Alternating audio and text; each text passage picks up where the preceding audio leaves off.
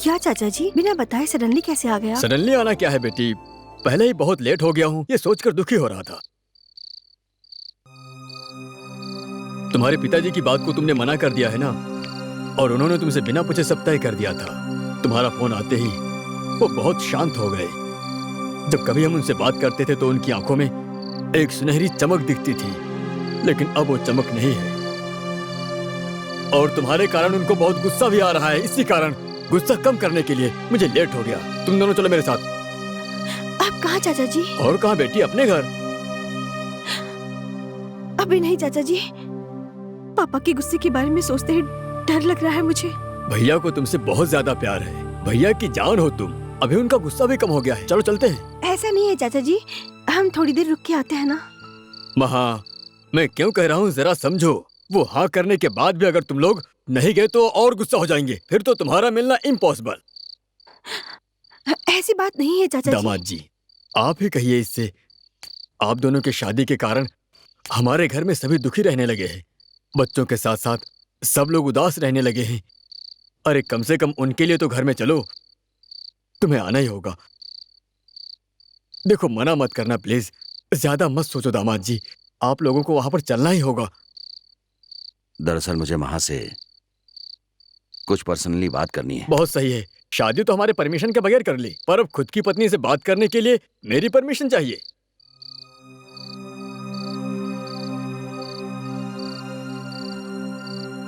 अब तुम कुछ भी कहो महा, भैया की अपेक्षा तुमने चुनाव बहुत अच्छा किया है लड़के का। भैया जब दामाद को देखेंगे तो उनका खुश होना पक्का है।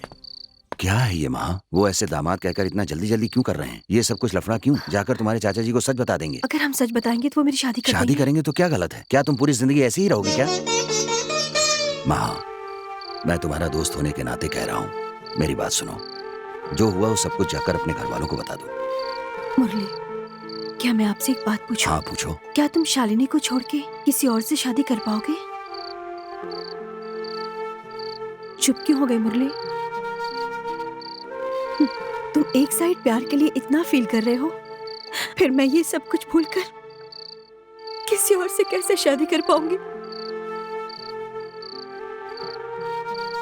मुरली, तुम मेरे एक अच्छे दोस्त हो, ये कह रहे हो ना? मेरी एक छोटी सी मदद करोगे क्या? बिल्कुल करूंगा। जैसे तुमने पुलिस स्टेशन में झूठ कहा था कि तुम मेरे पति हो, क्या तुम ऐसे ही मेरे घर में थोड़े समय के लिए झूठ बोल पाओगे? तुम क्या बात कर रही हो वहाँ? पुलिस स्टेशन से हमें बाहर निकलने के लिए बस मैंने ऐसे ही कह दिया था। सिर्फ वो कहने से तुम्हारे घर जाकर दामाद का रिश्ता निभाऊं? महा, हाउ इज इट पॉसिबल? मेरा क्या होगा वहाँ? प्लीज मुरली, ज्यादा समय तक नहीं, बस अमेरिका जाने के लिए मेरा वीजा आने तक ही बस। इस सिचुएशन में मुझे और कोई रास्ता नहीं दिख रहा है मुरली। बस ये एक हेल्प चाहिए तुमसे, प्लीज।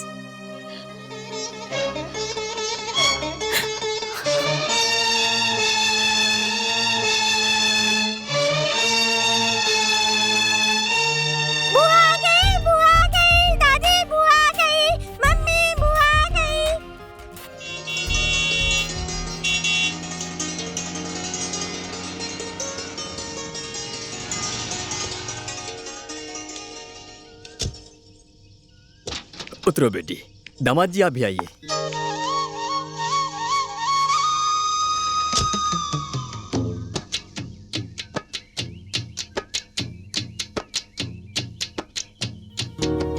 मुझे तो लग रहा है दीदी एक अच्छे इंसान को पकड़ कर लाई है। हाँ ना, लड़का एकदम हीरो जैसा है। हमारे घर की दीपक जैसी महालक्ष्मी का हाथ थामकर उसके जीवन में तुमने कदम रखा है, वैसे ही घर की मान मर्यादा को बढ़ाने के लिए पहले अपना दाहिना पैर घर के अंदर रखना। भैया कहाँ हैं? कहाँ पे गए मुझे पता नहीं, आप जाके देखो।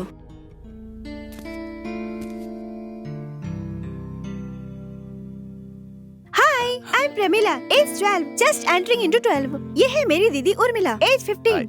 ये देखो, ये है तुम्हारी सासू माँ, मतलब आपकी पत्नी की माँ। भैया, दामाद जी और महा आए हैं। घर वालों ने जाके उनकी आरती उतार ली है ना, तो अब मेरा क्या काम? ये जो ब्लू साड़ी वाली है ये आपकी भाभी है, और ये माँ है इन दोनों चिल्लर पार्टी की। अब तुम रखो। Hello, I am Sudeep, 5th class. How do you do? Hello uncle, मेरा नाम सुषमा है, आपका नाम क्या है? मेरा नाम है मुरली। क्यों?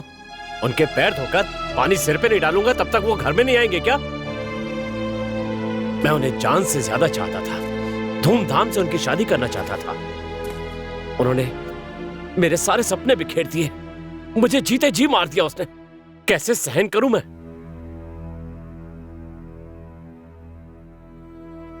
पापा,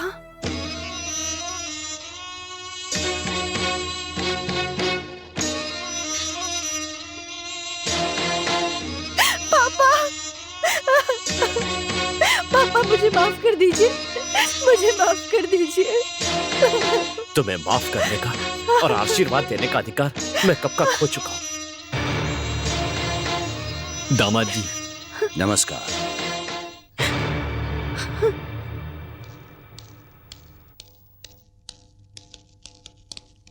भैया एक बार आप दामाद जी से बात करके तो देखिए। क्या बात करूंगा मैं उससे, जिसके दिल में हमारे लिए जरा सा भी प्यार या सम्मान नहीं है, बिना पूछे हमसे शादी कर ली।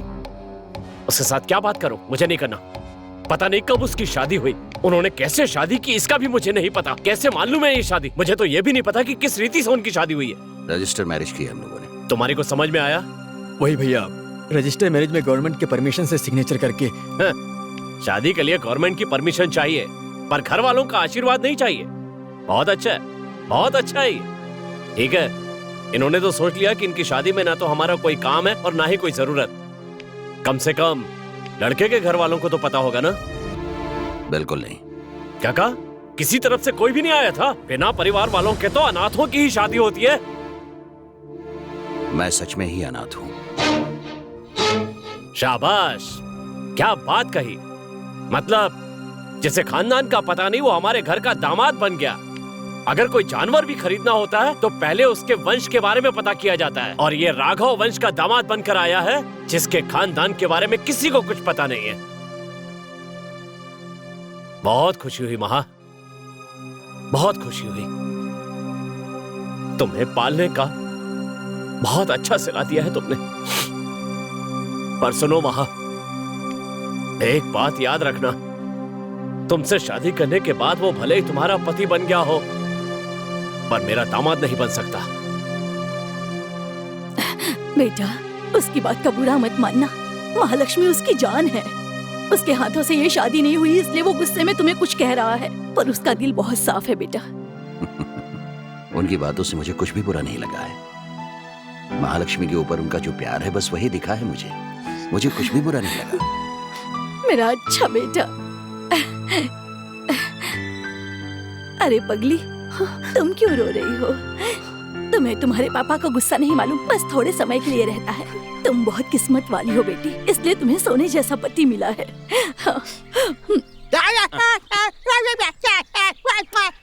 अरे रे रे रे, बहुत तारीफ कर ली तूने, अब तेरी नजर लग जाएगी उसे। चल अंदर जा, काम कर। हमारे घर का बावर्ची है बेटा, अगुंगा है बेचारा। तुम बहुत अच्छे आदमी हो, तारीफ कर रहा था। अच्छा।